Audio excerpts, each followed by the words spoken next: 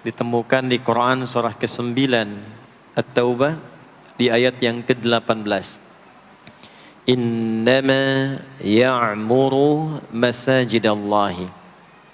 Jika ada ayat Al-Quran dibuka dengan kata innama, adatul hasri, huruf pembatas, maka hukumnya hanya berlaku atau terbatas pada yang disebutkan di ayat saja, tidak keluar dari situ.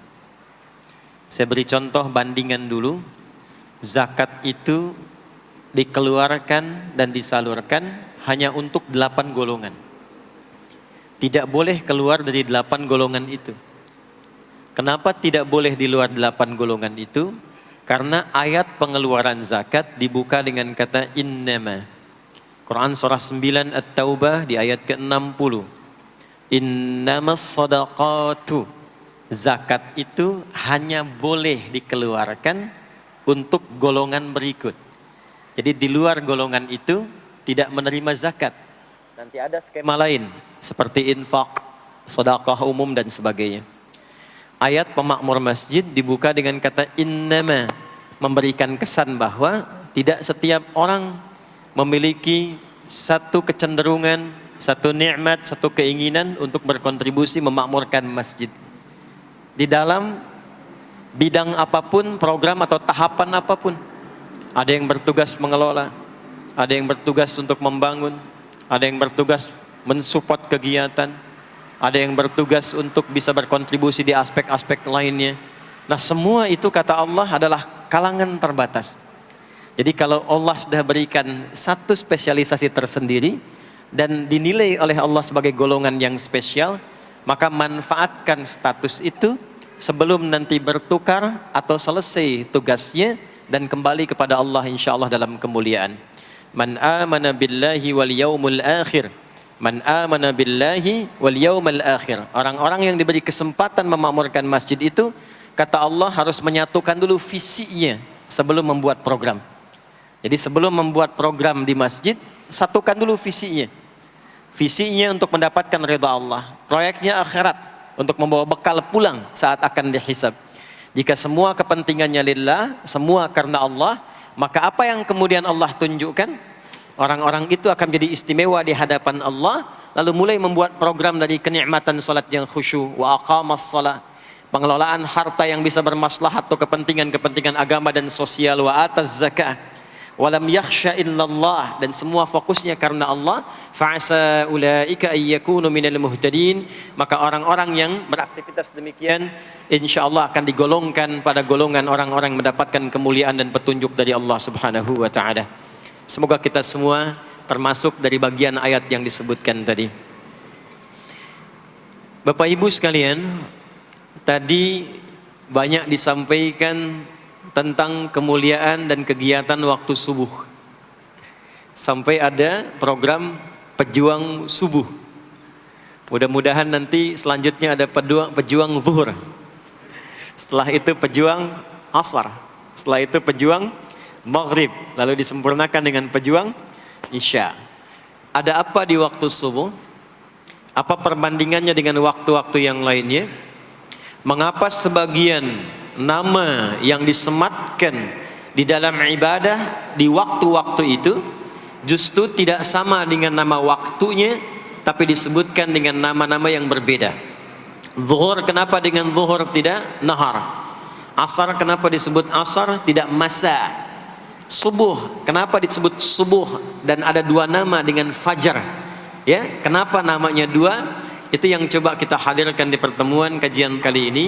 Mudah-mudahan dari pencerahan yang kita dapatkan di kesempatan pagi ini ada bakal terbaik yang kita bawa pulang setelah menunaikan ta'lim ini insyaallah. Tidak cukup dengan amin, kita mulai dulu ya. Bismillahirrahmanirrahim. Kita mulai Quran surah ke-17 Al-Isra di ayat ke-78. Bismillahirrahmanirrahim. Aqimis salata liduluki syamsi ila ghasaqil laili wa qur'anal fajr inna qur'anal fajri kana mashhuda. Aqimis salat, tunaikan oleh kalian salat dengan sempurna, dengan benar. Penting dicatat, setiap ada perintah menunaikan salat dalam Al-Quran yang salatnya dimaknai sebagai ibadah formal, bukan bermakna doa biasa. Jadi ada salat yang bermakna umum, yaitu doa. Jadi doa itu disebut dengan salat. Karena itu dalam fiqih, as-salatu hiya doa. Salat itu secara bahasa disebut dengan doa. Karena isi dari semua salat itu, bacaannya semuanya doa.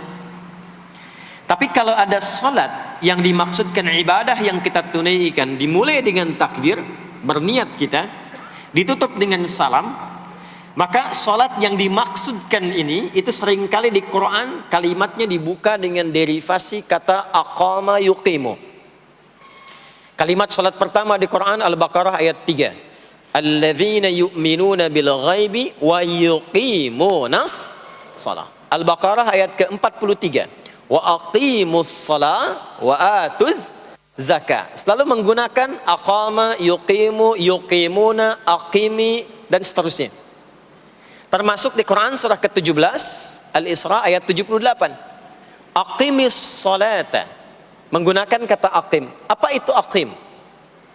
Aqama, yuqimu, yuqimuna, aqim, itu artinya menunaikan dengan sempurna, sesuai dengan ketentuan yang diberlakukan, tegak sempurna. Jadi ketika Allah meminta kita menunaikan salat, salat yang diinginkan itu kata Allah bukan salat biasa saja, bukan sekedar bertakbir kemudian ditutup dengan salam. Ada ketentuannya, ada aturan-aturannya. Karena itu ketika Allah meminta kita menunaikan salat, setelah menggunakan kata aqim, aqimu, yuqimuna, kalimat salatnya menggunakan alif lam. Kalau Bapak Ibu cek silakan, rata-rata ada alif lamnya. Ya, tidak berdiri sendiri. Alladzina yu'minuna bil ghaibi wa yuqimunas shalah, ada alif lamnya. Wa aqimus shalah wa atuz zakah. Wasta'inu bis sabri was shalah, ada alif lamnya. Nah, alif lam itu diantara fungsinya dalam bahasa Arab, ada yang berfungsi sebagai ta'rif. Ta'rif itu seperti artikel the dalam bahasa Inggris. Ya, car itu banyak di luar, mobil. There are so many cars outside. Itu banyak sekali kendaraan di luar. Tapi kalau kita katakan the car, ya, yang ini bukan yang lain. As-shalah, kenapa menggunakan alif lam? Memberikan kesan yang diinginkan itu salat yang sesuai aturannya, salat yang sesuai dengan ketentuannya. Karena itu di era Nabi SAW, boleh dicatat nanti hadisnya riwayat Muslim, nomor hadis 397, yang meriwayatkan nanti sahabat Abu Hurairah radhiyallahu taala anhu. Pelaku yang mengalami ini namanya Khalad bin Rafi' Az-Zuraiqi. Dikisahkan datang seorang sahabat, ya, Nabi sallallahu alaihi wasallam, kemudian dakhala ila al-Masjid Nabawi, kemudian masuk ke Masjid Nabi, fa shala bi jambin Nabi sallallahu alaihi wasallam. Maka ia salat di samping Nabi sallallahu alaihi wasallam, wan nabiyyu fi nahiyatin ukhra min al-masjid. Sedangkan Nabi di sisi yang lain di masjid itu. Kalau diilustrasikan, dia masuk ke masjid, kemudian Nabi di satu sisi yang lain. Kemudian dia salat. Kemudian ketika dia selesai, falamma sallama yaminan wa syamala, thumma atan nabiyya sallallahu alaihi wasallam. Ketika dia salam ke kanan dan ke kiri, lalu mendatangi Nabi sallallahu alaihi wasallam. Faqala, dia berkata, "Assalamu alayka ya Rasulullah." Ya, "Assalamu alayka ya Rasulullah." Kata Nabi, "Wa alaikassalam wa rahmatullah. Irji' shalli fa innaka lam tusalli." Kata Nabi, "Wa alaikassalam wa rahmatullah." Kamu salat lagi karena engkau belum salat. Padahal sudah salam. Fa'ada salatahu, kemudian dia mengulang salatnya. Thumma atan nabiyya, dia datang lagi ke Nabi SAW. Dia berkata, "Assalamu alayka ya Rasulullah." Dijawab dengan jawaban yang sama. Kata Nabi, "Wa alaikassalam wa rahmatullah. Irji' salli fa innaka lam tusalli." Kamu balik lagi salat karena engkau belum salat. Padahal sudah salam. Maka dia melakukan itu sampai 3 kali. Sampai dia berkata, "Ya Rasulullah, ma uhsinu ghairah." Ya Rasulullah, ini yang bisa saya kerjakan. Kalau ada yang kurang, alimni, mohon ajarkan saya bagaimana sholat yang sesuai aturan yang benar itu. Maka diajarkanlah oleh Nabi bahkan sejak wudu, idza qumta ilas shalah. Kembali muncul kalimat tadi, aqama yuqimu. Kata Nabi, jika engkau salatnya ingin sempurna, fa asbighil wudu, maka mulai dengan wudu yang sempurna. Maka biasanya orang kelihatan dari wudunya. Orang yang baik salatnya itu mulai kelihatan dari sejak wudunya. Kalau wudunya tidak sempurna, buru-buru, yang dibasuh tidak sempurna, itu pasti akan berdampak kepada salatnya. Setelah itu tsumma istaqbilul qiblah, lalu menghadap ke arah kiblat, lalu diajarkanlah oleh Nabi tata cara salat mulai dari takbir sampai dengan selesai salam. Nah, salat seperti ini jika benar oleh kita diikuti, jadi fokus baik-baik di sini, benar-benar diikuti oleh kita aturannya dari mulai wudu sampai dengan salam, maka Allah akan berkenan memberikan 5 kemuliaan yang dicurahkan pada seorang hamba saat di dunia. Jadi kalau pahala di akhirat, pahala sholat kita dapatnya di akhirat. Sekali menunaikan sholat dapat 10 poin. Itu ada di Quran surah ke-6 Al-An'am di ayat 160. Man jaa bil hasanati falahu asyru amthaliha. Siapa yang mengerjakan perbuatan hasanah, perbuatan baik yang punya nilai pahala, maka diberikan nilainya 10. Di dalam Al-Quran, sholat itu disebut dengan hasanah, perbuatan baik yang punya nilai pahala. Itu ada di Quran surah ke-11 Hud di ayat yang ke-114. Aqimis salata tarafain nahar wa zulafan minal lail innal hasanati yudhibnas sayyiat. Tunaikan sholat di pembuka siang sampai akhirnya, sampai ketemu malam. Jadi dari subuh, zuhur, asar, maghrib sampai ke isya. Semua sholat itu kata Allah disebut dengan hasanat. Innal hasanat. Hasanat jamak dari hasanah. Jadi sholat disebut dengan hasanah. Kalau kita menunaikan sholat di Al-An'am ayat ke-160, maka diberikan poin. Poinnya namanya ajrun. Ya, kita sebut dengan pahala. Pahala itu bahasa Qur'annya ajrun. Di Quran surah At-Tin, lahum ajrun ghairu mamnun. Begitu kita mengerjakan amal soleh, maka diberikan pahalanya. Perbuatan amal solehnya disebut dengan hasanah, pahalanya disebut dengan ajrun. 10 itu ngitungnya bukan begini, bukan 1, 2, 3, 4, itu terlalu sedikit. Di hadis Muslim, ukuran 1 keduanya 500 tahun. 2 ketiganya 500 tahun. 3 keempatnya 500 tahun. Jadi sekali kita menunaikan sholat 10 nilainya, setiap 10 itu 1 keduanya 500 tahun, 2 ketiganya 500 tahun. Kalau ditunaikan di masjid, ya, ditunaikan di masjid, nanti dapat lagi tambahan pahalanya. Baru masuk datang ke masjid dengan niat sholat, bukan yang lain ya. Kan ada orang yang kadang ke masjid niatnya tidak sempurna ibadah, mungkin janjian ketemu teman, ya, akhi, bro, ketemuan yuk. Ya. Di mana? Di Pondok Indah aja, sambil sholat zuhur. Sambil sholat zuhur. Jadi sholatnya sambil, ya, nyambi itu. Ya, substansinya mau ketemu kan? Agenda intinya ketemuan. Sambil sholat zuhur. Nah, kalau kita niatkan mutlak untuk ibadah, apapun itu, mau sholat, mau baca Quran, mau i'tikaf, itu baru datang, baru menginjakkan masjid, masuk dengan kaki kanan, baru datang, itu sudah dicatatkan 25 kebaikan. Belum apa-ngapain. Jarak 1 keduanya tadi 500 tahun, 2 ketiga 500 tahun. Kalau dilakukan sholatnya berjamaah, maka dapat tambahan 27, kalikan 27. Sudah dapat 10, 10 kali 27 berapa tuh? Ya, 270. Setiap satunya kalikan 500 tahun. Maka sholat di masjid itu bukan main-main. Itu kelihatannya nanti 2. Saat sakaratul maut, pahala itu ditampakkan. Jadi pahala itu bukan sekarang. Pahala itu saat kita pulang. Nanti begitu akan meninggal, ditampakkan itu. Ya, pahala yang telah kita kerjakan itu dalam bentuk amal yang diridhoi oleh Allah. Makanya orang-orang yang rajin beramal saleh, ya, hasanahnya banyak, itu hidupnya tenang. Karena dia merasa tenang, jiwanya pun tenang. Ketika pulang pun dia berada dalam ketenangan. Itu yang menjadikan dia kadang senyum. Ada orang yang akan meninggal itu senyum, ya, sedang baca Quran, ada yang sedang duduk, ada yang sedang ngaji, ada yang sedang sholat. Saking tenangnya, panggilannya pun tenang. Quran surah 89 ayat ke-27 sampai ayat 30. Ya ayyatuhan nafsul mutmainnah, hei jiwa-jiwa yang tenang, irji'i ila rabbiki radiyatan mardiyah, cepat pulang, aku sudah ridha dengan amalmu, engkau pun akan ridha dengan pemberianku. Fadkhuli fi ibadi, masuk golongan hambaku. Ibad itu jama' dari kata abdun. Abdun itu adalah nama bagi hamba yang senantiasa memperbanyak ibadah. Ketika dia ibadah punya hasanat, maka dikonfirmasi saat pulangnya, ditampakkan hasanatnya, ditampakkan hasil pahalanya. Itu yang menjadikan, pernah dengar Sayyidah Asyah, Siti Asyah? Siapa beliau? Istrinya Fir'aun kan? Ya, kan ada kisah viral dalam Al-Quran. Ketika beliau akan dieksekusi oleh Fir'aun, la'natullahi alaihi, Fir'aun itu akan mengadab, akan menghukum istrinya sendiri, Sayyidah Asyah. Ketika akan disiksa dan sudah diikat dalam tiang itu, akan disiksa, maka beliau berdoa, Siti Asyah itu, dan doanya diviralkan di Al-Quran. Rabbi bnili indaka baitan fil jannah wa najjini min fir'auna wa amali. Ya Allah, aku telah berislam, mempertahankan akidahku saat ini sampai dengan sekarang.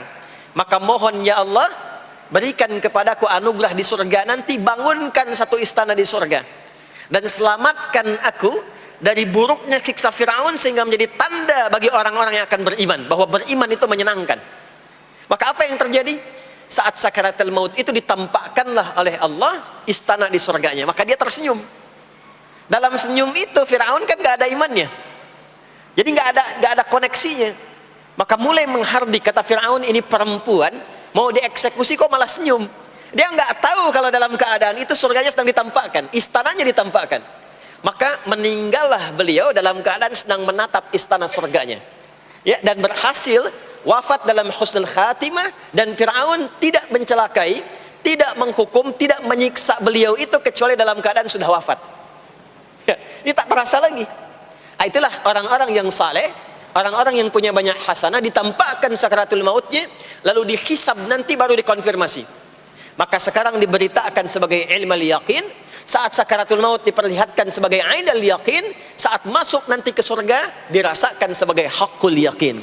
Maka ada ilmal yaqin, ainal yaqin, haqqul yaqin. Itulah yang menjadikan kita sering berdoa supaya semua kegiatan dunianya menjadi hasanah, dan di akhirat dikonfirmasi lagi hasanahnya. Ada di Al-Baqarah surah kedua di ayat ke-201. Wa minhum may yaqulu rabbana atina fid dunya hasanah wa fil akhirati hasanah wa qina adzabannar. Nah, perbuatan hasanah yang pertama itu salat. Jadi ketika kita salat ada pahala. Pahala itu urusan akhirat. Nanti ketika meninggal dapat. Itu bekal pulang. Kita gambarkan nih supaya nggak bingung ya. Yuk, kita ilustrasikan sejenak ya. Bismillah. Bapak Ibu kelihatan ini ya? Ibu kelihatan Bu ini? Alhamdulillah, alhamdulillah. Ini pejuang subuh, belum ditulis sudah kelihatan ya. Alam itu kan yang kita tinggali, kita rasakan, dan nanti yang kita yakini ada 3 kan. Ini sering saya sampaikan belakangan ini di beberapa kesempatan. 1, sekarang ada yang disebut dengan ardun, al-ard, yang kita terjemahkan dengan bumi tempat kita tinggal sekarang. Ya, sekarang kita ada di mana? Di Masjid Pondok Indah ya. Bagian dari bumi. Ini di bumi. Sifatnya disebut dengan dunia. Jadi dunia itu asalnya bukan nama alamnya, tapi lebih kepada sifatnya. Ya, dunia dari kata dana, yadnu, dunuan, wa dunyaan. Artinya sesuatu yang cepat, sesuatu yang fana, sesuatu yang rusak, yang hilang. Jadi semua sifat kehidupan kita di tempat ini itu berlangsung cepat. Ya, kayaknya baru kemarin ketemu, sekarang sudah ketemu lagi. Kayaknya baru kemarin kenalan teman SD, sekarang sudah saling punya cucu. Ya? Dan semua sifatnya rusak. Ini gelas kalau didiamkan, besok-besok kotor, rusak. Baju kalau didiamkan gak diapa-apain, rusak. Ya, kendaraan kalau didiamkan semewah-mewahnya gak diapa-apain, rusak. Itulah dunia. Kenapa diperkenalkan viral dunianya dibandingkan dengan bumi dan ardonnya? Untuk memberikan kesan yang kuat kepada jiwa kita. Hei, jangan sampai terjebak dengan kehidupan dunia yang sementara yang ditinggalkan. Jangan memperebutkan sesuatu yang rusak. Jangan berselisih pada sesuatu yang hilang. Ya, kan sekarang banyak orang aneh ya, memperebutkan sesuatu yang pada akhirnya yang diperebutkan itu rusak sendiri. Ya, memperebutkan sesuatu, berselisih pada sesuatu yang akan ditinggalkan, kan sama-sama meninggal. Untuk apa memperselisihkan sesuatu yang akan ditinggalkan? Kok bisa berantem, berselisih, saling mencela pada sesuatu yang sama-sama akan ditinggalkan? Itulah kenapa sering dipopulerkan dengan nama dunia. Dunia, ingat ya, kita tinggal di dunia ini. Maksudnya apa? Hei, hidupmu sementara. Hei, terkadang kita lupa bahwa itu akan berlangsung dengan cepat. Saat nanti meninggalkan tempat itu, ada tempat lain yang akan kita kunjungi. Setelah dunia apa? Belum ke akhirat. Ada waiting room dulu. Nah, sini ada waiting room.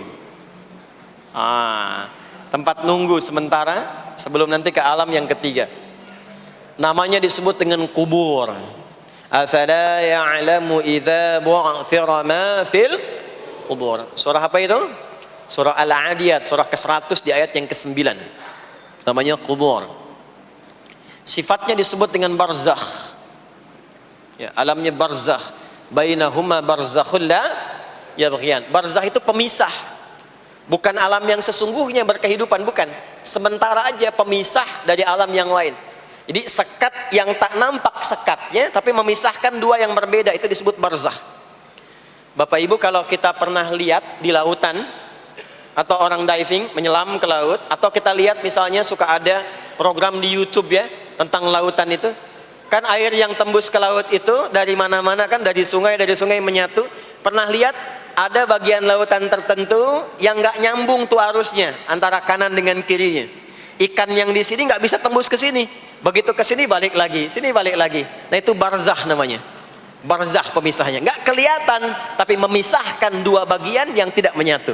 Bainahuma barzakhul la yabghiyan. Alam ini kenapa disebut barzakh? Karena dia memisahkan antara kehidupan di bumi dengan sifat dunia, dengan kehidupan di alam yang ketiga namanya akhirat. Akhirat. Kalau sudah ada taknya, ada akhir, ada akhirat. Kalau sudah ada taknya di ujung, itu artinya ujung sesuatu yang gak ada awal lagi setelah itu. Ya sudah berakhir di situ. Ya. Kalau di sini meninggal, masuk ke sini. Di sini selesai, ke sini ke akhirat. Tapi kalau di akhirat ini ujungnya nggak ada meninggal lagi, ya nggak ada wafat lagi, nggak ada meninggal lagi. Jadi nggak usah update status kalau di sini, statusnya akan abadi. Kalau di sini masih berpindah-pindah, ya mau status apapun dunia akan ditinggalkan. Begitu selesai pindah ke sini. Di sini mulai sama. Yang pejabat, yang pengusaha, pebisnis, ya, yang diplomat, yang macam-macam sampai ke sini mulai sama. Almarhum. Nanti bedanya dihisab, begitu sampai sini statusnya akan diraih sesuai dengan amalan yang ada di sini. Nah, mohon izin, mohon maaf, kalau di sini yang semua kita kerjakan, aktivitas kita disebut dengan amal, pekerjaan kita yang melahirkan bekal itu, ya, maka tuntutannya cuma satu, amal saleh. Pastikan semua amal perbuatan yang kita kerjakan soleh. Soleh itu artinya dipandang baik oleh Allah, singkatnya begitu. Kalau makan dengan cara yang soleh, yang Allah senangi. Minum yang soleh. Berpakaian yang soleh. Bekerja yang soleh. Maksudnya kalau Anda cari pekerjaan, cari yang dibenarkan oleh Allah. Jangan bekerja dengan korupsi, jangan bekerja dengan cara menyogok, jangan bekerja dengan mempopulerkan riba misalnya. Kalau makan yang saleh, jangan makan yang haram, jangan makan hasil dari pencurian, itu namanya saleh. Kalau kita kerjakan semua aktivitas kita, pekerjaan semuanya saleh, maka tadi dia akan punya nilai. Nilai itu yang disebut dengan hasanah. Ya. Hasanah ini punya poinnya yang disebut dengan ajrun, yang kita kenal dengan pahala, yang tadi saya terangkan. Nah, ini hasanah, ajrun, hasanah ini yang ikut ke alam kubur nanti. Yang ininya tidak amalnya. Contoh, gampangnya begini. Saya tunjukkan. Ini ada minuman. Ya. Minum itu kan aktivitas standar, amal standar untuk menghilangkan haus. Siapapun bisa minum. Mau yang beriman, mau yang belum beriman. Saya sering katakan belum beriman dengan harapan sama-sama beriman sebelum wafat. Ya, itu adabnya. Maka bagaimana cara minum ini supaya menjadi soleh? Kata Nabi di hadis Al-Bukhari, perhatikan, idza quddimat ta'amu, kalau hidangan disajikan, mau makanan mau minuman, khudz bi yaminika ma yalik, ambil dengan tangan kananmu, thumma sammillah aw iqra bismillahirrahmanirrahim. Maka sebelum diminum ucapkan bismillahirrahmanirrahim. Maka kalimat bismillahirrahmanirrahim itu yang akan menjadikan aktivitas minum menjadi hasanah.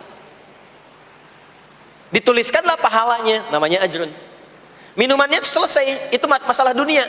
Hausnya hilang, keluar jadi kotoran, itu minumannya. Jadi gelasnya nggak ikut ke alam kubur. Ya, minumannya nggak ikut. Yang ikut apanya? Ini hasanahnya. Jelas sampai sini? Karena itu, semua aktivitas yang kita kerjakan dalam berkehidupan itu pasti ada pedoman dalam Al-Quran dan hadis detailnya untuk membimbing semua aktivitas kita menjadi soleh. Pedoman itulah yang sering kita kenal dengan nama doa namanya. Nah. Silahkan Bapak Ibu cek, tidak ada satupun di dalam Islam aktivitas yang dikerjakan kecuali bersanding dengan doa di dalamnya. Coba cek ya, bangun tidur sudah ada doanya? Sudah. Makan ada doanya? Berpakaian ada doanya? Dan kalau kita mau jujur, itu semua aktivitas doanya nggak sama. Bangun tidur dengan mau tidur sama nggak doanya? Bahkan urusan ke masjid nih, masuk masjid ada doanya nggak? Kakinya diatur kan? Kanan. Keluar masjid ada doanya? Doa masuk dengan keluar sama nggak? Beda. Ada yang mau ke toilet ya, masuk toilet, kakinya diatur nggak? Kaki apa masuknya? Kiri. Keluar? Ada doanya nggak? Nah, perkara ke toilet pun bisa jadi amal soleh. Karena semua yang dikerjakan dalam Islam itu bernilai.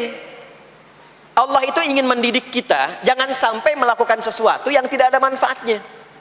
Dan kalau sudah ada manfaat, jangan tanggung. Jangan hanya jadikan kegiatan itu terbatas pada satu alam saja. Dunia dapat tapi alam kubur gak dapat. Dunia dapat tapi akhirat gak punya bekal. Gimana nanti pulang ke akhiratnya? Ya, saya mau tanya sebentar. Maaf ya, kita yakin gak bahwa kita akan meninggal? Saya ulang, yakin gak akan meninggal? Baik, sekarang pertanyaannya, kalau sekiranya meninggal, pindah alam atau tidak? Pindah kan? Makanya diumumkan di Masjid Raya Pondok Indah, inna lillahi wa inna ilaihi rajiun. Telah meninggal dunia, telah meninggalkan dunia. Artinya keluar dari sini. Sekarang kita pakai hukum dunia sebentar. Biasanya begini, kalau orang pindah tempat, walaupun ada di satu alam, itu pasti butuh bekal. Dan kadang bekalnya nggak sama. Contoh, nanti Ramadan, setelah itu masuk Idul Fitri. Biasanya ada mudik ya. Mungkin nggak mudik kalau nggak ada bekal. Saya sering perhatikan setiap tahun, orang itu mau mudik kalau ada bekalnya. Masya Allah, cuman motornya bebek, ya. Tapi kan bekalnya ada yang singa, ada yang sapi, ya. Itu ditambah lagi pelepah pisang, kasih dus lagi, kasih tulisan, sayang tunggu aku pulang, gitu kan? Kan dikumpulkan kan? Dan saya pernah tanya, kenapa mas gak pulang? Gak ada bekal pak katanya. Jadi orang mau pindah tempat saja, itu perlu ada bekal. Anda kesini kalau nggak ada bekal nggak mungkin sampai. Sekarang kalau pindah dari Indonesia ke Singapura, sama nggak mata uangnya? Beda. Di Malaysia sama nggak? Semakin jauh ke Saudi, ke Amerika, hukumnya mengatakan setiap pindah tempat pasti bekalnya beda. Jangan pernah kita mengharapkan atau membuat hukum sendiri ketika pindah tempat.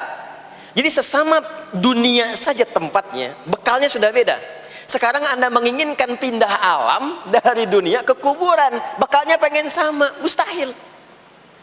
Makanya sejak kita meninggalkan dunia, semua paket dunia tanggal di atas, pindah ke bawah, selesai. Nih bajunya ini nggak akan ikut nih, ganti. Ya namanya kafan kan, dan di kafan itu sudah nggak ada kantongnya. Coba dicek tuh, ada kantongnya nggak kan kafan tuh? Nggak ada. Dan ini nggak akan dibawa nih, handphone yang bagus lagi dipakai ngerekam nih, nggak akan ikut. Saya mau dipakai aja, ntar kalau malaikat nanya mana buka, nih sudah pernah ikut kajian. Rombongan Ustaz Adi. Ya beda, ini beda alam. Maka yang ikut apanya? Yang ikut tuh hasanahnya, value-nya, nilai kebaikannya. Ini yang kita yakini, ini yang kita imani. Jadi mumpung masih ada kehidupan, perbanyak. Kalau dulu sadar banyak yang sawah, sekarang sisanya ganti dengan yang soleh. Kalau sudah diperlihatkan, sekarang kan banyak yang viral di YouTube, dilihat, didengar oleh telinga kita, disimak oleh kita. Orang meninggal sedang sholat, orang meninggal setelah menjadi pemulung kebaikan, orang meninggal dalam keadaan baca Quran, diperlihatkan di mata kita. Kok bisa buka YouTube yang keluar di beranda itu? Itu kan hidayah. Jadi kalau sudah ditampakkan di depan mata, ya, didengar oleh kita, terlihat langsung, maka yang disadari sawah yang dulu ganti dengan yang soleh sekarang. Kalau tidak kita lakukan, maka rugi kita saat pulang. Ini yang dimaksud surah ke-103. Wal asr innal insana lafi khusr illa alladzina amanu wa amilus salihat, amal saleh. Nah, ini nanti yang dibawa pulang ke sini. Ya, sini. Nah, bagaimana melatih supaya semua kegiatan kita itu jadi soleh? Gimana latihannya? Karena nggak mudah untuk melakukan itu. Belum tentu bangun itu langsung soleh, itu belum tentu. Belum tentu kita makan itu mendapatkan sumber yang benar, dengan cara yang benar. Bagaimana melatihnya? Maka Allah berikan kepada kita waktu-waktu khusus untuk berlatih diri tersambung dengan Allah, yang dengan ketersambungan itu akan menjaga kita di semua keadaan, baik berdiri, jalan, duduk, kerja di kantor, tidur, rebahan. Sekarang banyak kaum rebahaners, ya, tiduran, itu dipastikan kalau tersambung dengan Allah, terkoneksi, semuanya soleh.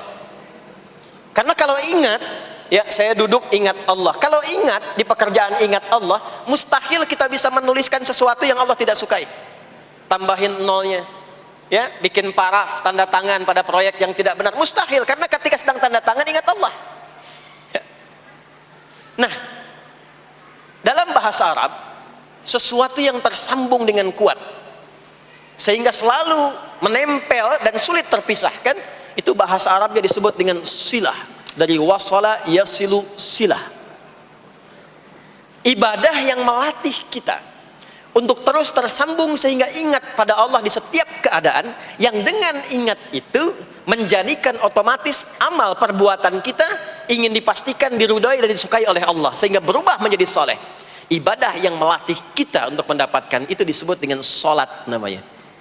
Sholat. Makanya sholat disebut sholat bukan hanya mengandung unsur doa, tapi latihan yang Allah berikan kepada kita untuk mengoneksikan diri kita sehingga dalam semua kegiatan kita ingat Allah. Itu yang dimaksud di Quran surah keempat An-Nisa di ayat ke-103. Ya.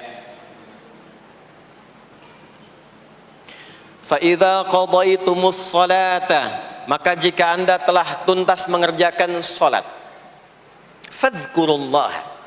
Ciri orang yang berhasil salatnya adalah dia mampu mengoneksikan dirinya dengan Allah. Makanya kalau sudah selesai salat, kita sudah ingat Allah. Nah, kalau belum ingat Allah, diminta coba ingat lagi.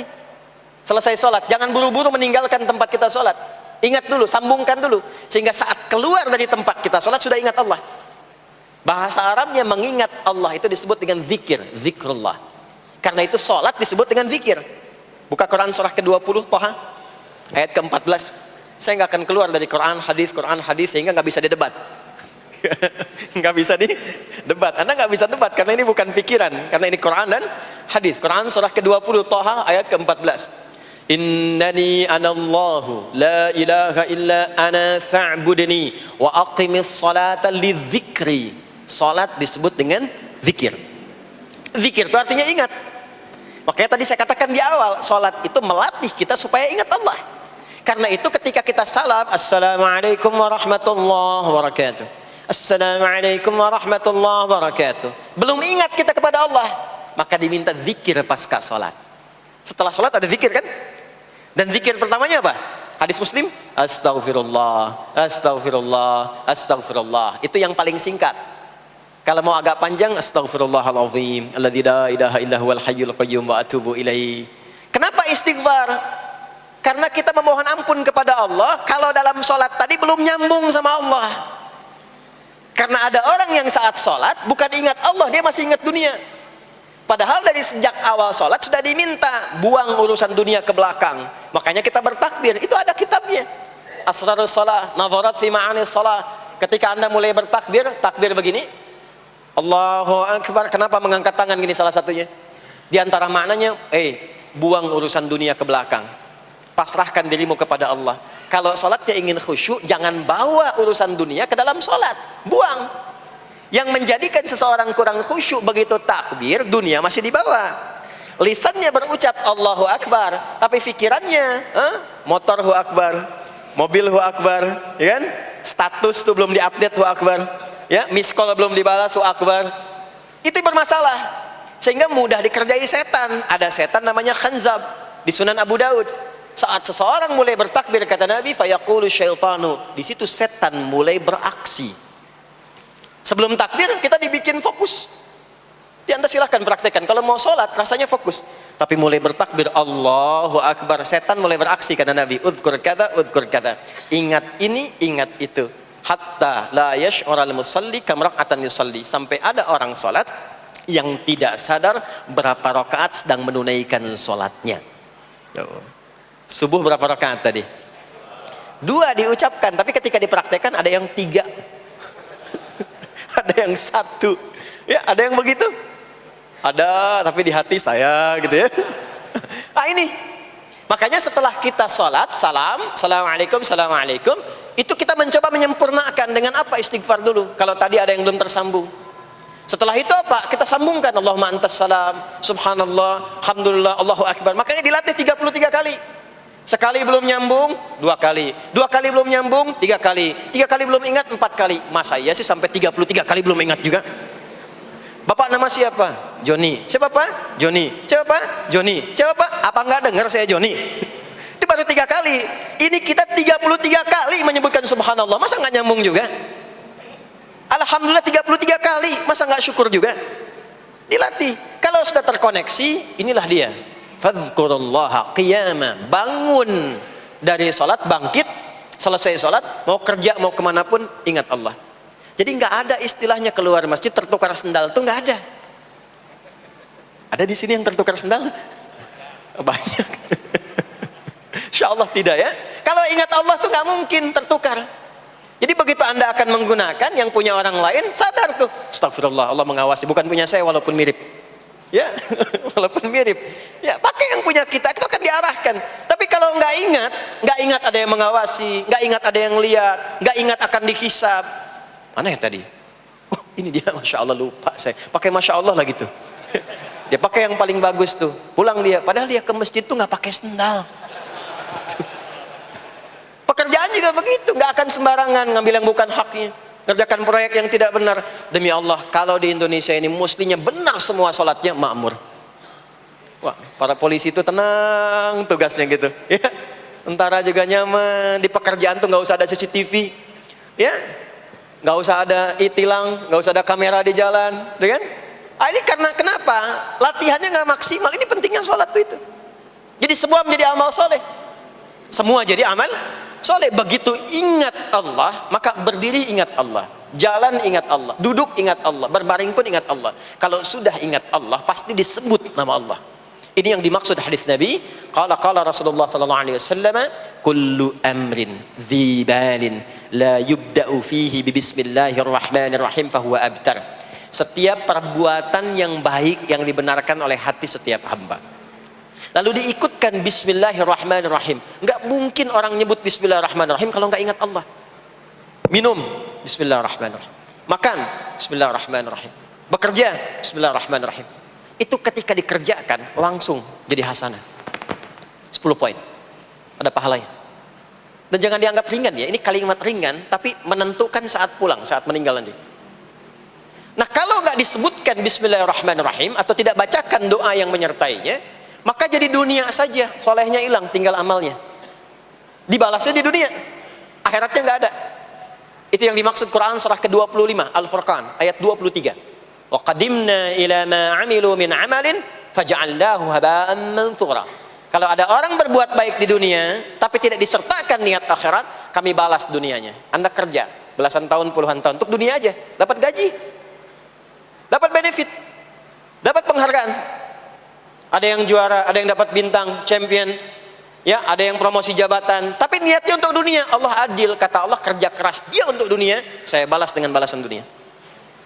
Tapi kalau diniatkan akhirat, dunia dapat, akhiratnya pun dapat. Kan kerjanya sama, etosnya sama, di tempat yang sama. Kita niatkan akhirat, gak ada ruginya. Begitu meninggal, dapat. Beruntungnya dan bersyukurnya kita sebagai muslim, kita itu lengkap informasinya. Urusan kubur ada informasinya, akhirat ada informasinya. Silahkan komparasikan dengan informasi dan sumber manapun. Ditemukan nggak yang informasi detail seputar kubur, seputar hisab, seputar kiamat, seputar surga, seputar neraka? Cuma di Islam. Itu yang kita syukuri, supaya kita siap-siap. Bukan sekedar dibaca. Baca ada pahalanya, tapi siap-siap ada konsekuensi kebaikannya. Ini balik ke sini.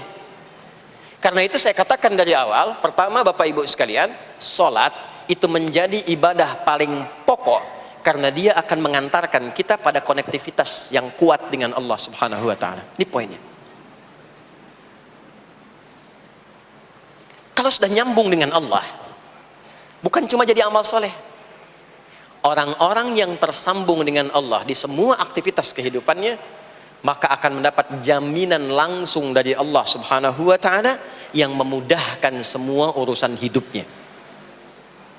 Mudah sukses, mudah bahagia, mudah tenang.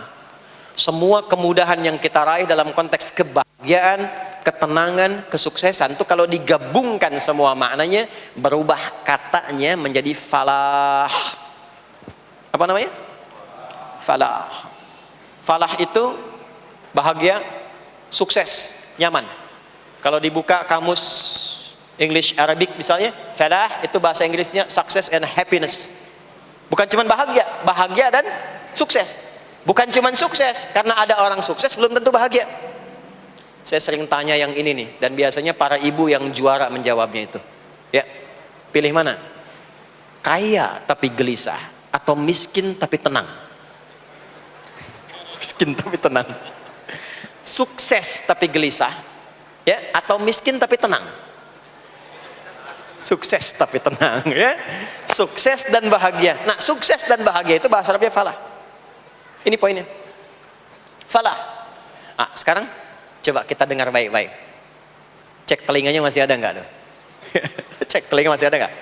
Setiap hari, di setiap pergantian waktu dalam sehari, pergantian waktu sehari itu ada 5. Dari mulai subuh, ke siang, zuhur, ke sore, asar, mau habis sore menjelang malam, maghrib, muncul malam, isya. Itu setiap hari 5 kali berganti waktu diperdengarkan oleh Allah. Hambaku, kamu harus bahagia. Hambaku, kamu harus sukses. Apapun pekerjaanmu, sukses. Apapun aktivitasmu, harus bahagia. Harus senang, harus tenang. Falah. Kuncinya apa? Salat. Diperdengarkanlah hayya 'alas shalah. Diperdengarkan di telinga kita. Telinga bahasa Arabnya udhun. Jamaknya adzan. Maka kalimat yang diperdengarkan 5 kali sehari itu disebut dengan adzan. Dan satu-satunya lafaz yang diperdengarkan 24 jam di muka bumi ini tak pernah berhenti. Makanya setiap tempat terjadi perbedaan waktu sholat. Ya, di sini tadi subuhnya jam berapa? 4.13, 12, 49, 4.10, terjadi perbedaan pendapat tentang waktu subuh. Ya, ini menandakan bahwa bukan dari tempat yang sama. Saya di Bekasi tadi 49, 4:09, sini 4.13. Jadi setiap detik, setiap menit, ini adzan, sana adzan, ini adzan, sana adzan, terus bersautan. Dan kalau kita dengarkan sedunia itu dari beda waktu, 24 jam diperdengarkan. Hayya 'alas shalah, ayo salat. Kenapa? Pasti salat, ya Allah, hayya 'alal falah. Dengar tuh baik-baik kata Allah. Salat akan mengantarkan engkau pada kebahagiaan. Salat mendekatkan engkau pada kesuksesan. Salat mengantarkan engkau pada kedamaian. Makanya kalau orang salat pasti tenang hatinya. Kalau nggak percaya silakan. Salat itu diantara manfaatnya mendatangkan ketenangan. Salat mendatangkan kesuksesan. Karena itu salat bukan hanya ibadah yang diwajibkan pada umatnya Nabi Muhammad SAW saja, tidak. Semua nabi dan rasul yang pernah bertugas di bumi itu semuanya salat dan meminta umatnya salat. Hanya memang kita yang paling sempurna menunaikannya, caranya. Ya, dulu umat nabi-nabi lain juga salat. Contoh, Nabi Musa salat. Nanti diviralkan di Quran surah ke-20 Thaha ayat 14. Nabi Isa alaihi salam yang paling dekat ke Nabi Muhammad 600 tahun sebelum Nabi lahir, itu salat. Beliau salat. Diviralkan di Quran surah 19 Maryam ayat 31 sampai 33. Ya, sampai ke 33-nya wa ja'alani mubarakan aina ma kuntu wa awsani bis shalah. Salat. Siapa lagi? Nabi Zakaria. Nabi Zakaria itu kapan beliau mendapatkan berita gembira akan punya anak? Saat salat. Jadi berdoa, masuk ke mihrabnya Maryam, melihat Maryam punya banyak keistimewaan, maka beliau salat di mihrabnya itu. Di Quran surah ketiga Ali Imran ayat 38 sampai 39. Hunalika da'a Zakaria rabbah qala rabbi habli min ladunka dzurriyyatan thayyibah innaka sami'ud du'a. Turun jawaban, fanadathul malaikatu wa huwa qa'imun yusalli fil mihrab anna Allah yubashshiruka bi Yahya. Jadi Nabi Zakaria itu dapat berita akan punya anak namanya Yahya saat salat. Di salat itu kalau dikerjakan bisa berdampak pada percepatan terkabulnya doa. Minta apapun dijawab sepanjang maslahat. Makanya nanti untuk umat Nabi Muhammad jangan tunggu, panggilan salatnya adalah panggilan langsung dari Allah. Minta, punya masalah apa? Aku selesaikan kata Allah. Di salat itu bukan main-main, bukan beban, bukan sekedar kewajiban, tapi kewajiban yang dipaksa untuk membahagiakan kita. Kalau Allah nggak sayang, nggak akan disuruh salat. Pak, Bu, itu panggilan salat. Perhatikan panggilan pertamanya, Al-Baqarah ayat 45. Wasta'inu bis sabri was salah. Kata Allah, hei hambaku, kalau engkau punya masalah, sabar dulu, terima. Karena aku titipkan masalah itu kepadamu untuk meningkatkan kualitas hidupmu, bukan ingin membebanimu. Dan tidak mungkin aku uji engkau dengan masalah itu kecuali engkau mampu mengatasinya. La yukallifullahu nafsan illa wus'aha. Nah sekarang bawa itu lewat salat, minta solusi kepada Allah. Terima dulu dengan sabar. Setelah itu belajar untuk meningkatkan kualitas hidup, dan bawa lewat salat, minta solusi. Jadi ternyata saat kita menunaikan salat itu diperintahkan oleh Allah, minta punya masalah apa. Makanya kita katakan, begitu Allah perintahkan wasta'inu bis sabri was salah. Hei, kalau punya masalah terima dengan sabar, minta tolong, minta solusi kepada Allah lewat salat. Maka ketika kita minta, kita robah kalimatnya dari wasta'inu, kata perintah, menjadi bentuk permohonan, fi'il mudhari. Iyyaka na'budu wa iyyaka nas. Itu ketika Anda mengucapkan iyyaka na'budu wa iyyaka nasta'in, fikihnya begini, ucapkan di lisan, hadirkan dalam hati dan pikiran kita masalah apa yang sedang kita rasakan. Minta kepada Allah solusinya. Minta. Jadi bukan sekedar diucapkan. Karena hadis qudsinya berbunyi begini. Hadis qudsinya. An Abi Hurairah radhiyallahu ta'ala anhu qala, qala Rasulullah sallallahu alaihi wasallam, qala Allah azza wa jalla, Allah berfirman. Saya langsung saja ke bagian kalimat iyyaka na'budunya. Idza qala al-'abdu, kalau seorang hamba berkata dalam salatnya, iyyaka na'budu wa iyyaka nasta'in, ya Allah, sekarang hamba salat kepadamu, ibadah hanya kepadamu, seperti yang kau perintahkan. Maka hamba memohon kepadamu, ya Allah, seperti yang kau janjikan. Wa iyyaka nasta'in. Lalu hadirkan dalam benak kita, ya Allah, engkau maha tahu sebelum hamba ungkapkan. Hamba punya persoalan ini. Mohon kepadamu, ya Allah, hilangkan semua masalah itu. Berikan hamba solusi yang terbaik. Berikan hamba keberkahan darimu. Itu sekilas hadir dalam jiwa kita. Maka apa yang terjadi? Qala Allah azza wa jalla, dijawab kalimatnya itu, hadza baini wa baina 'abdi wa li 'abdi ma sa'al. ini perjanjian antara aku dengan hambaku, kalau hambaku benar sholatnya sampai kalimat ini, apapun yang dia mintakan sekarang aku akan kabulkan, sepanjang itu ada maslahat untuk dirinya. Dicontohkan itu oleh Nabi Zakaria. Beliau itu minta saat berdiri, Pak, bukan saat sujud. Dimulai dari berdiri, nanti akumulasinya saat sujud. Itu berdiri aja kalau benar mintanya dikabulkan, tidak menunggu selesai sholat. Dan ada fikihnya, nggak sembarangan, ada fikihnya nanti, ada fikihnya, ya, ada tuntunannya. Alhamdulillah. Poinnya adalah sholat itu solusi. Makanya jangankan Nabi yang tadi saya sebutkan, Nabi Ismail itu saking pentingnya sholat, wasiat beliau yang diviralkan di Al-Quran untuk semua keluarganya sholat. Ada di Quran surah 19 Maryam ayat 55. Wa kana ya'muru ahlahu bis salah. Kata Allah, dan tercatat Ismail itu pernah berwasiat meminta semua keluarganya, hei, sholat, sholat, sholat. Jadi kalau kita mau urut sampai ke atas, semua sholat.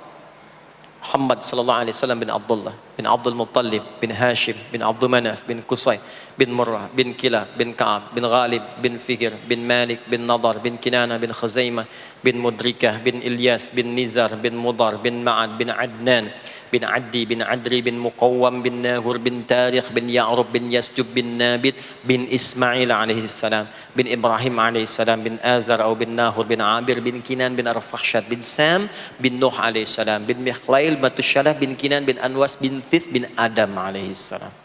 Semua salat. Coba ulangi itu. Semua salat. Para nabi salat, para rasul salat. Anda bukan nabi, bukan rasul, nggak mau sholat dan pengen mudah hidupnya, pengen masuk surga Firdaus lagi, Anda sehat.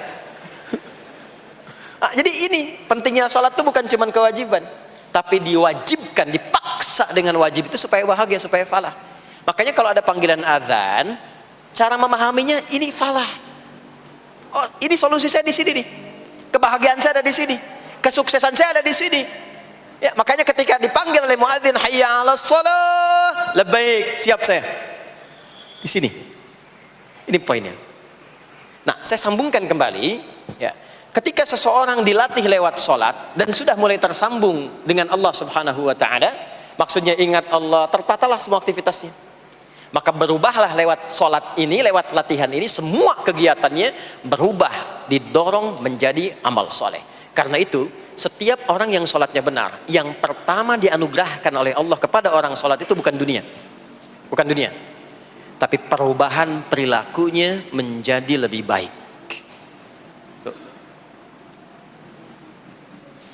Jadi bukan kaya dulu, ya. Abdurrahman bin Auf tuh hijrah masuk Islam, dilatih sholat, malah hartanya hilang semua dirampas.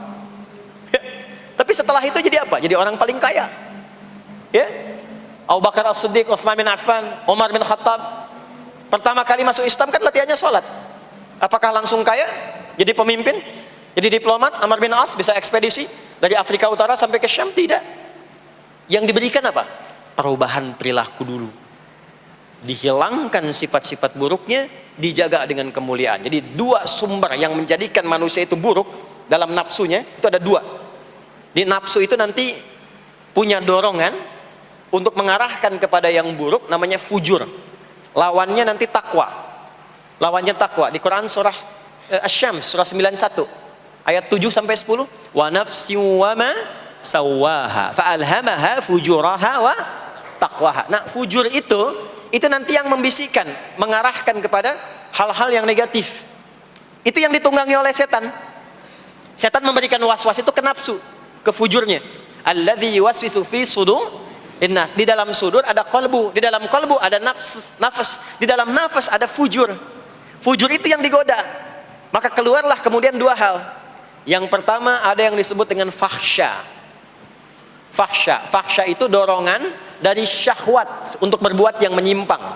Pornografi, porno aksi, LGBT, kata-kata jorok itu fahsya. Nanti temannya adalah mungkar. Mungkar itu keburukan yang diingkari, ditolak oleh hati, sumbernya nafsu perut dan akal. Mencuri itu mungkar, merampok itu mungkar, korupsi, membunuh, menipu itu mungkar. Jadi sumber keburukan itu cuma dua. Kalau bukan fahsya, itu mungkar. Orang yang sholatnya benar, maka parameternya itu, ukuran pertama kali dia dapatkan adalah ditutupnya oleh Allah, dijaganya oleh Allah keadaan nafsunya, sehingga dia tidak dikontrol oleh perbuatan fahsya dan mungkarnya. Maka aktiflah sinyal takwanya. Takwa itu lawan nafsu. Makanya nanti kaitan takwa dengan nafsu sama-sama disebutkan. Nafsu 115 kali, takwa yang terkait fungsi nafsu 115 kali. Takwa digembosi, ya, awas, diwaswasi oleh setan, setan disebutkan 88 kali. Takwa disupport oleh malaikat, malaikat di Quran disebutkan 88 kali. Ini bukan ilmu tak-atik, hitung sendiri aja kalau mau. Itu menarik tuh. Karena sama, kalau Anda mendengar suara adzan kan ada bisikan kan? Cepat, sudah adzan, siap-siap. Itu malaikat tuh. Tapi begitu selesai adzan, la ilaha illallah, tenang, baru adzan, belum qomat. Itu setan. Terus dua-duanya tuh, ya, memberikan bisikan, yang satu mensupport dan seterusnya. Yang paling menarik adalah kalau sholat kita benar, maka sinyal takwa aktif. Makanya amalan takwa pertama itu sholat. Setelah beriman, amalan takwa pertama sholat. Al-Baqarah ayat 2 dan 3. Dzalikal kitabu la raiba fi hudal lil muttaqin. Siapa muttaqin, orang takwa di situ? Ayat 3-nya, alladzina yu'minuna bil ghaibi wa yuqimunas shalah. Jadi kalau salatnya aktif, takwanya aktif, sinyalnya aktif, sinyal itu yang akan menutup fahsya dan mungkar. Maka turunlah Quran surah ke-29 ayat ke-45. Utslu ma uhiya ilaika minal kitabi wa aqimis shalah. Kita hafal tengahnya, innas salata tanha 'anil fahsya'i wal munkar. Maka kalau orang sholat tidak akan berbuat fahsya, tidak ada lagi yang melambai laki-laki. Allah, ini ada laki-laki yang laki-laki, perempuan-perempuan. Nggak ada lagi tontonan-tontonan pornografi. Yang jorok-jorok, yang kotor-kotor. Nggak ada lagi kata-kata kotor di lisan itu. Karena lisannya dilatih untuk mengucapkan yang baik-baik. Allah, sami Allahu liman hamidah, subhanallah, alhamdulillah, Allahu akbar. Makanya pasca sholat itu berubah. Maaf ya, Allah tidak memberikan kepada Nabi Muhammad SAW tongkatnya Nabi Musa, mukjizatnya Nabi Isa, apalagi Nabi Ibrahim dan selainnya. Tapi Allah turunkan Al-Quran kepada Nabi Muhammad SAW, lalu dipraktekkan Quran itu pertama lewat sholat. Anda tahu apa yang terjadi? Nabi Muhammad itu diutus oleh Allah dalam lingkup masyarakat yang sangat terbelakang dan hatam kriminal. Jadi kriminalnya bukan dikerjakan, hatam. Dan nyaris tidak kenal kebaikan, makanya disebut dengan jahiliyah. Kalau Bapak Ibu tanya di zaman Nabi, ya maaf, ada pezina? Bukan cuman ada, hatam, perfeksionis zinanya. Membunuh itu, ya, mabuk, ada orang mabuk kekinian di zaman jahiliyah, pemabuk amatir itu 5 kali sehari mabuknya. Yang amatir. Jadi kalau baru mabuk sekali, 2 kali itu coba-coba. Amatir itu 5 kali. Pembegal. Ya, sekarang kita dengar berita ada begal ini itu. Jahiliyah itu sekampung begal semua. Kampung Gifar. Tapi Allah menghendaki Rasulullah latih lewat salat. Apa yang terjadi? Berubah jahiliyah itu, berubah menjadi khairu ummah. Umat terbaik yang paling teladan, yang menginspirasi, yang pernah berkehidupan di bumi. Sampai persaksiannya dari Allah langsung, turun Quran surah ketiga Ali Imran ayat 110. Kuntum khaira ummatin ukhrijat linnas. Jadi kalau ada orang dermawan, itu yang paling dermawan. Kalau ada orang sabar, itu yang paling sabar. Kalau ada pasar yang paling ideal, itu yang paling bagus. Berubah itu. Ya. Kenal Abu Dzar Al-Ghifari? Ayo kenal. Enggak. Abu Dzar Al-Ghifari itu nama aslinya Jundub bin Junadah. Di antara pemimpin begal di zamannya. Dari kota Ghifar. Ghifar itu kampung begal asalnya. Ya, alhamdulillah. Masuk Islam. Datang ke Mekah. Bertemu dengan Rasulullah. Begitu masuk Islam, kata Jundub bin Junada, ya Rasulullah, ausini au kama qala, berikan saya nasihat. Kata Nabi, pulang sekarang. Kata beliau, enggak, saya mau umumkan keislaman saya depan Ka'bah. Kata Nabi, jangan lakukan. Sekarang orang masih belum tahu tentang Islam, nanti marah kamu dipukuli. Kata beliau, ya Rasulullah, saya ini membegal terang-terangan, masa bersyahadat sembunyi-sembunyi? Maka keluar ke depan Ka'bah, dia katakan, ya ma'asyara Quraisyin, hei semua orang Quraisy. Datang orang, ushidu bi annahu la ilaha illallah wa anna Muhammad Rasulullah. Aku bersaksi, syahadat la ilaha illallah Muhammad Rasulullah. Kalian mau apa? Dipukulin sampai pingsan. Sampai ketika akan diteruskan, ada riwayat mengatakan datang Sayyidina Ali bin Abi Thalib, ada yang mengatakan Sayyidina Hamzah ya bin Abdul Muttalib radhiyallahu ta'ala anhuma jami'an. Datang menyampaikan, jangan teruskan. Kalau ini meninggal, ini wafat, kita akan celaka karena kafilah kita akan lewat desa Ghifar. Kalau lewat Ghifar gak akan berhasil niaga kita, katanya. Ya, karena akan dihabisi semua ini orang Ghifar. Maka dibiarkan pergi, pulang. Tahu apa yang terjadi? Begitu Nabi hijrah ke Madinah, dikagetkan dengan suara kaki yang berdecak kencang, bang bung bang bung bang bung. Ternyata ada berita gembira, sekampung begal Ghifar itu masuk Islam semuanya, berubah jadi baik. Untuk menginspirasi generasi kemudian, maka dipopulerkanlah oleh beliau kunyahnya dengan nama daerahnya. Sayalah Abu Dzar Al-Ghifari. Al-Ghifari itu maksudnya apa? Dulu saya ini berasal dari Ghifar, kampung saya kampung begal. Cuma karena saya masuk Islam, diajarin sholat, diajarin baik, sekampung baik semua. Ya. Makanya orang-orang Arab setelah itu, bahkan non-Arab, kalau datang memperkenalkan daerahnya. Imam Al-Bukhari, itu nama aslinya bukan Al-Bukhari. Nama aslinya Muhammad, punya bapak namanya Ismail, punya kakek namanya Ibrahim, kakek buyutnya Al-Bughirah, yang buyutnya Al-Bardizbah, tinggal di kecamatan Ju'fah, Kabupaten Bukhara, Provinsi Khorasan, sekarang negaranya Uzbekistan. Karena berasal dari Bukhara, datanglah beliau kemudian ke Arab, sekarang ke Jazirah, ke Mekah, ke Madinah, memperkenalkan, saya bukan orang Arab, saya dari Bukhara. Rumusnya tambah alif lam di depannya, ujungnya tutup dengan i. Al-Bukhari, saya dari Bukhara. Diperkenalkan, maksudnya apa? Islam sudah masuk ke tempat saya, orang-orangnya sudah baik, orang-orangnya sudah khusyuk. Itu memperkenalkan. Orang tua kita Syekh Yasin dari Padang, maka diperkenalkan Syekh Yasin Al-Padangi. Syekh Ahmad Khatib dari Minangkabau, Syekh Ahmad Khatib Al-Minangkabawi. Syekh Abdul Somad dari Palembang, Syekh Abdul Somad Al-Palembangi. Syekh Nawawi dari Banten, Syekh Nawawi Al-Bantani. Ya, nanti ada Pak Ghafur dari Pondok Indah, ya, Masjid Raya Pondok Indah, datang ke Mekah umrah haji, ana Ghafur al Masjid Raya al Pondok Indahi gitu. Itulah salat. Jadi salat itu merubah keadaan kita lebih baik. Itulah sebabnya kenapa 5 waktu, karena Allah inginkan di setiap waktu kita jadi orang baik, di setiap waktu kita bahagia, setiap waktu selesai persoalan. Datang masalah subuh, ya, antara subuh ke zuhur kan ada masalah tuh. Gak mungkin ada orang dari subuh ke zuhur gak punya masalah tuh, gak mungkin. Tuh wajahnya udah kelihatan tuh.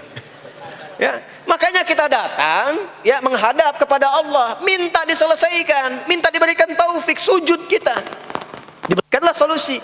Zuhur ke asar ada masalah, datang saat asar. Asar ke maghrib punya masalah, datang. Makanya semua ulama dulu seperti itu. Al-Bukhari itu menuliskan kitab sahihnya itu 16 tahun. Setiap satu hadis akan ditulis, sholat dulu. Begitu tenang, nyaman, baru tuliskan. 16 tahun. Itulah sholat. Nah, dari sekian waktu yang 5 kali itu, ada waktu yang spesial. Waktu spesial inilah yang ingin saya bahas, yang tadi disampaikan dalam pengantar sambutan. Jadi ini inti yang mau saya katakan. Ini barusan muqaddimah tuh. Barusan muqaddimah. Baik. Kan kita sholat berapa kali sehari? Kita hitung. 1, subuh. 2, zuhur. 3, keempat. Yang kelima, isya. Berapa jumlah rakaatnya? 17. Baik ya. Itu nomor telepon untuk koneksinya. Koneksi kita dengan Allah nomornya catat ya. 24434. Ya, kalau ditanya berapa nomor koneksi dengan Allah? 24434. Subuh 2, zuhur 4, asar 4, maghrib 3, isya 4. 5 waktu kan? Baik. Di 5 waktu ini kita dijaga, diinginkan menjadi hamba yang baik, bahagia. nggak lekat dengan masalah, tuntas semua. Saking sayangnya Allah sama kita. Kalau nggak sayang nggak disuruh sholat. Itulah sebabnya ketika diperintahkan menunaikan waktu sholat, diberikanlah gambaran waktunya. Tapi yang jadi persoalan kita sekarang yang akan dibahas, di antara sekian waktu itu, ada waktu-waktu yang spesial. Ada waktu-waktu yang spesial. Dari mulai subuh ke isya itu, ada yang dispesialkan oleh Allah karena ada bonus berlipat di dalamnya. Waktu apakah itu?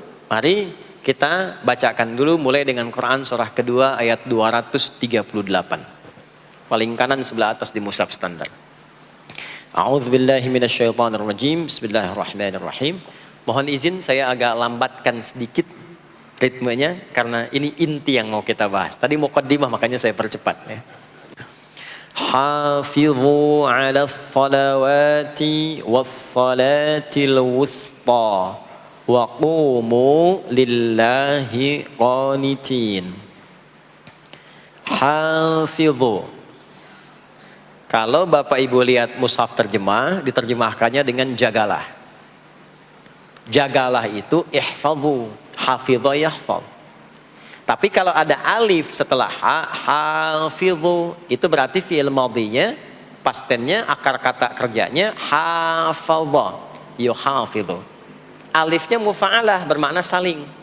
Jadi mengartikannya begini, hafidhu 'alas salawati. Hei, hendaklah kalian saling menjaga waktu sholat. Kalau saling itu sendirian atau banyakan? Banyakan. Jadi kalau bapak di rumah ada 5 orang, bapak, ibu, dan 3 orang anak, maka jangan sholat sendirian pak. Ingatkan anaknya, ingatkan istrinya. Istri bangun duluan, ingatkan suaminya. Makanya waktu sholat itu, maaf, jangan cuma disandarkan pada azan yang kita dengar di masjid, harus hafal. Bahkan nanti gini, di Quran surah keempat ayat 103 itu, di ujung ayatnya, itu ada penanda ciri standar orang beriman. Maaf, kita tanya dulu nih, kita beriman tidak hari ini? Halo, beriman? Hati-hati ya, karena kata Nabi ada yang subuh beriman, sorenya sudah kufur tuh.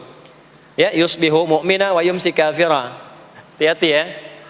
Yuk, apa ciri orang beriman tuh? Iman itu konfirmasinya bisa didapatkan satu melalui suara adzan. Adzan itu sama dengan penanda waktu sholat. Tahu dari mana iman itu bisa dicek dengan suara adzan? Quran surah ke-8 Al-Anfal di ayat yang kedua. Innamal mu'minuna alladzina idza dzukirallahu wajilat qulubuhum. Sungguh insan beriman itu ciri standarnya bisa dilihat. Kalau disebutkan nama Allah, ada konfirmasi iman dalam hatinya. Jadi iman itu letaknya di kolbu. Nanti konfirmasinya lewat suara adzan, dipanggil, disebutkan nama Allah. Makanya disebutkan nama Allah 5 kali dalam sehari untuk mengecek iman ada nggak dari subuh sampai isya. Ya, Allahu Akbar, Allahu Akbar. Ada getaran di hati kita, sudah adzan. Nah itulah iman. Itulah iman. Makanya orang yang punya iman dengan yang belum punya iman akan beda getarannya. Ini hanya dimiliki oleh orang yang punya iman saja. Yang belum punya iman nggak bisa, nggak punya itu. Allahu Akbar, Allahu Akbar. Surah apaan nih? Toanya kencang banget, ya. Tapi kalau orang beriman, Allahu Akbar, Allahu Akbar, ya Allah sudah adzan. Itu konfirmasi itu. Nanti semakin tinggi imannya, bahkan ada yang orang sudah menunggu sebelum tiba waktunya. Tadi subuh jam 4:13 di sini. Ada yang nunggu dari jam 3. Padahal belum dipanggil. Ya. Masya Allah. Di Bekasi 4:09. Allahu Akbar, Allahu Akbar. Azan. Ingat dia. Nah itu ciri beriman. Cuman imannya standar. Jadi bukan iman yang kuat. Standar. Kuat belum, lemah tidak. Allahu Akbar, Allahu Akbar. Jam 4:09. Jam 3 sudah bangun. Nunggu itu. Iman yang kuat. Masya Allah. Ada yang baru subuh dan nunggu isya. Tunggu. Kuat. Ada yang yang sudah qomat, sudah la ilaha illallah, belum kepanggil, dipanggil 4:09, dia baru bangun jam 9:04.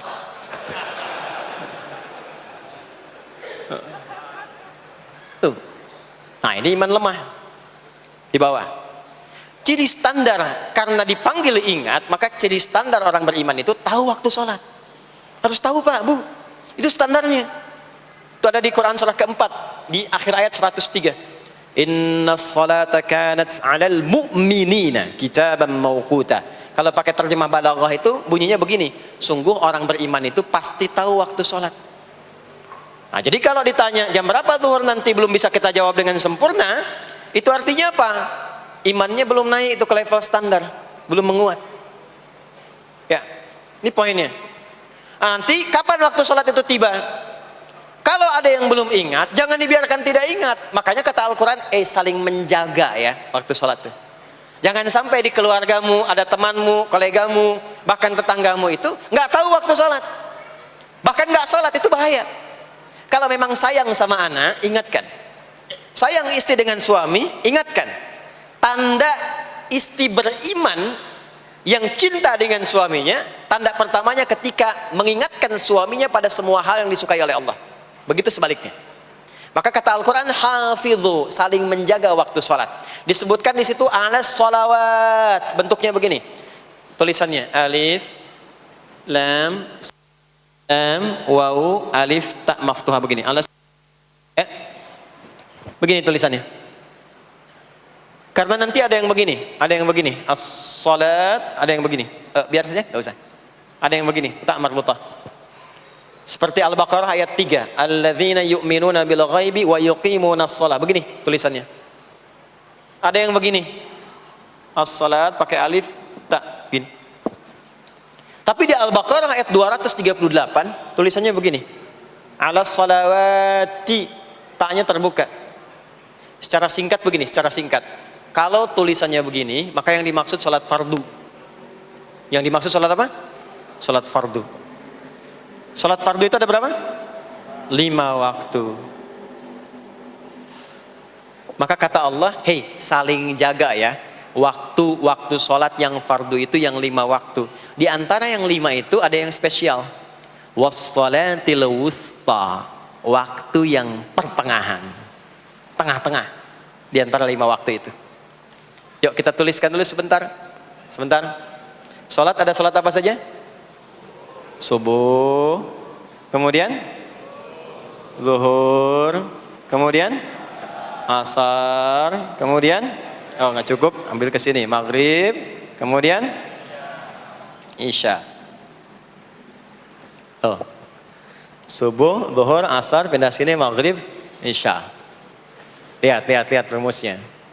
Jadi yang sholat pertengahan yang mana?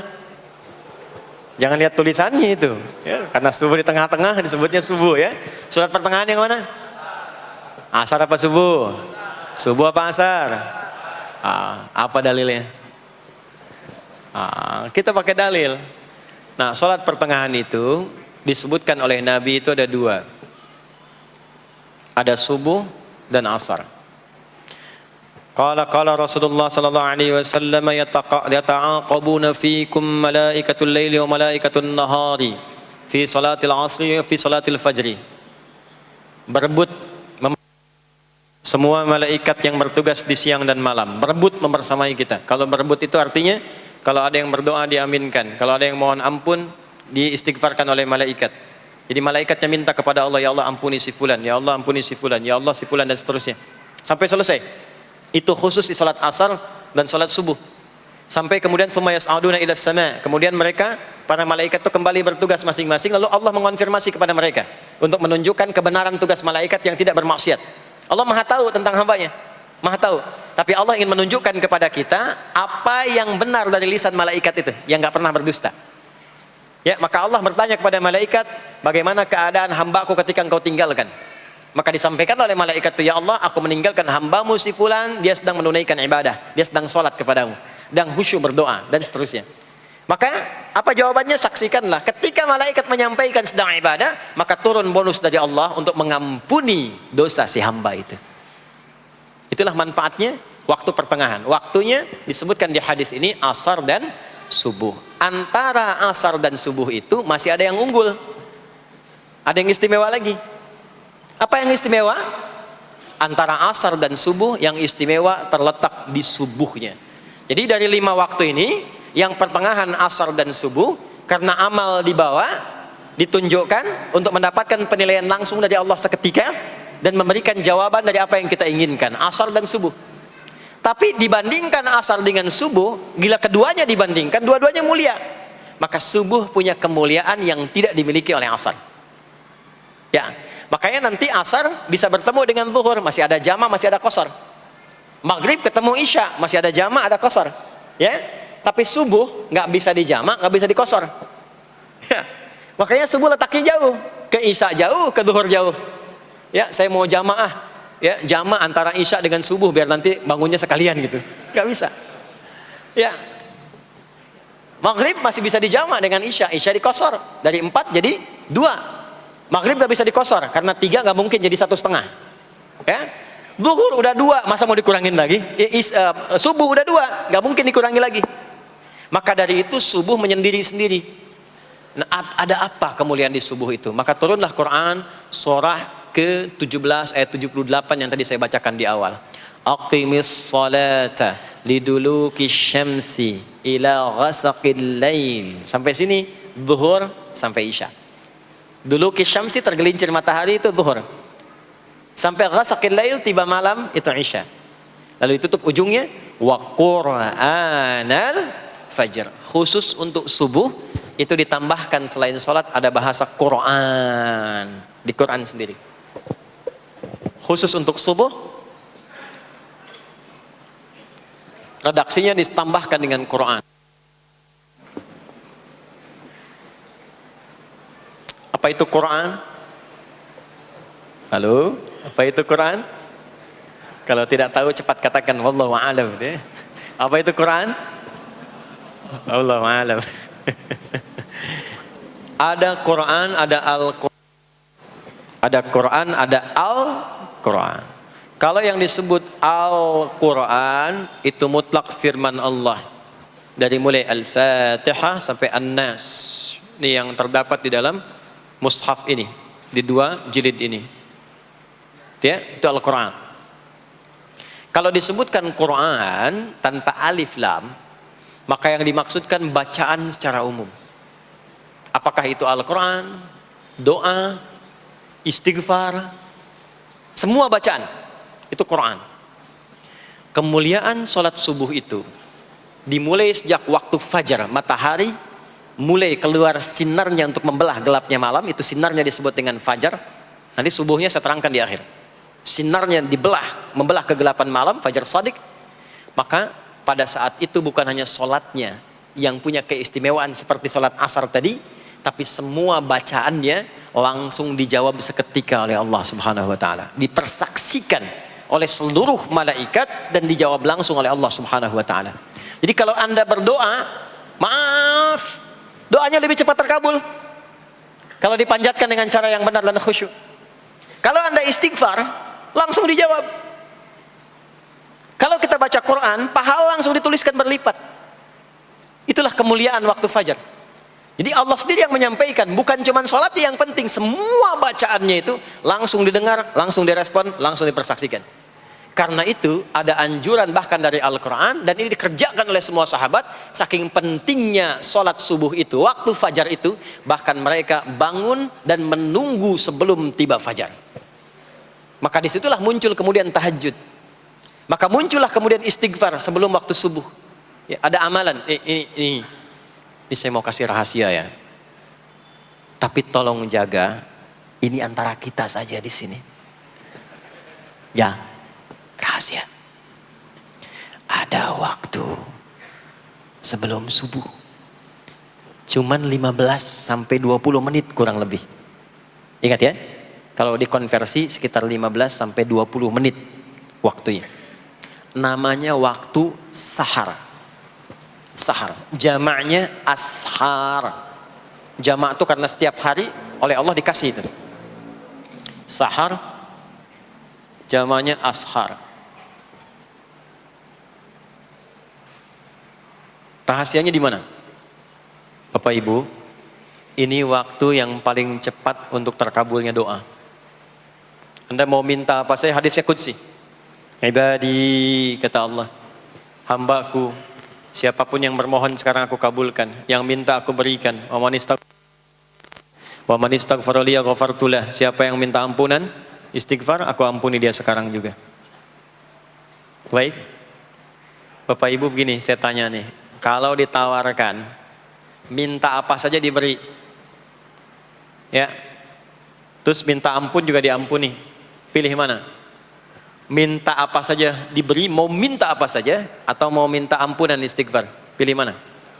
Jujur aja, kalau ada proyek nilainya 100 miliar, ya, ada utang 1 miliar belum ditutup, terus perlu minta apa saja diberikan, pilih mana? Minta 100 miliar, potensi dikabulkan, atau minta diampuni dosa, pilih mana? Pilih salah satu, nggak usah dua-duanya. Oh, ada tawaran dikasih 100 miliar atau diampuni dosa, pilih mana? Ampuni dosa. Pelan banget ya. Kata ibu kalau bisa dua-duanya gitu. Coba, kalau ada rumus begini, Anda disuruh memilih apakah dunia dan seisinya atau memilih ampunan Allah, maka pilih ampunan Allah. Karena nanti ada rahasia yang kedua. Banyak rahasia ini. Ada rahasia istighfar. Istighfar itu kalau sudah menyatu dengan jiwa kita, sudah terbiasa maksudnya. Biasa istighfar dan jadi karakter. Jadi kebiasaan. Bukan hanya pasca sholat, di mobil istighfar, di kantor masuk istighfar, sudah kebawa, udah refleks itu. Faidah keutamaan untuk orang yang rajin istighfar itu ada dua. Satu, diampuni dosanya oleh Allah, yang cirinya nanti akan dijaga dari maksiat. Ya, bukan maksum, karena maksum itu untuk para nabi. Untuk para nabi dan rasul. Manusia nggak ada yang maksum selain nabi dan rasul. Maksudnya apa? Diberikan petunjuk oleh Allah untuk menjaga diri. Sehingga ketika dosanya diampuni, dia nggak berbuat dosa itu lagi. Mata biasa melihat yang tidak baik. Tobat, diampuni dosa mata itu cirinya adalah mata nggak senang lihat yang nggak baik lagi. Itu dosa mata diampuni. Ciri tobat diterima. Maka istighfar itu menggugurkan dosa-dosa dan menjaga kita dari perbuatan salah. Yang kedua, orang yang sudah terbiasa beristighfar, itu doa cepat dikabulkan bahkan sebelum ia memintanya dan memohonkannya. Di sebelum melafazkannya, itu bisa terjadi Allah sudah mengabulkannya. Itulah kemuliaan istighfar. Nah, orang-orang yang istighfar menunggu waktu datangnya fajar, itu mendapatkan kemuliaan langsung dari Allah sampai dikatakan di Al-Quran, disebutkan sebagai orang-orang yang akan menghuni taman surga yang sekarang sedang beraktivitas di dunia. Itu ada di Quran surah ke-51 ayat 15 sampai 18. Yang istighfarnya di ayat 18. Ya, jaminan surganya ayat 15, 16, 17-nya tentang tahajud. Innal muttaqina fi jannatin wa 'uyun akhidhina ma atahum rabbuhum innahum kanu qabla dhalika muhsinin. 17-nya kanu qalilan minal laili ma yahja'un, bahkan nunggu waktu sahar, nunggu subuh, tahajud dulu. Kemudian 18-nya wabil ashari hum yastaghfirun. Istighfar. Sampailah tiba dia waktu fajar subuh. Ya. Itu selesai dia istighfar, dapat kesempatan subuh, sholat dulu 2 rakaat. Itu saking tingginya waktu itu, nilainya kata Nabi melebihi dunia dan seisinya. Melebihi dunia dan seisinya. Masya Allah. Makanya muncul kemudian sabda Nabi, raka'atul fajri khairum minad dunya wa ma fiha. 2 rakaat subuh ini daripada dunia dan seisinya. Itu asalnya di sini. Jadi memang subuh itu mesti diperjuangkan. Dan subuh itu generatornya, kalau subuh sudah bisa konsisten, yang lainnya ikut. Subuh itu kalau sudah konsisten, subuh ke masjid, jamaah subuh, jamaah, bangun tahajud, istiqamah, istighfar. Itu kalau subuhnya sudah bagus, yang lainnya ikut. Ya. Makanya ada kaum yang sekarang sangat khawatir jumlah orang Islam kalau sholat subuh itu seperti sholat Jumat. Sangat takut itu. Ya, ada ini viral kisahnya, viral. Saya nggak ceritakan pun Anda bisa dengar. Ya, jadi ada golongan orang Yahudi yang selalu mengamati jamaah sholat subuh umat Islam. Dan dia melihat, ya, ketika mulai ramai, dia mulai katakan, kenapa Anda selalu mengamati itu? Ya, sebab kami lihat kalau jumlah jamaah subuhnya sudah seperti sholat Jumat, itulah kemakmuran, kebangkitan dan kebaikan umat Islam akan tumbuh kembali.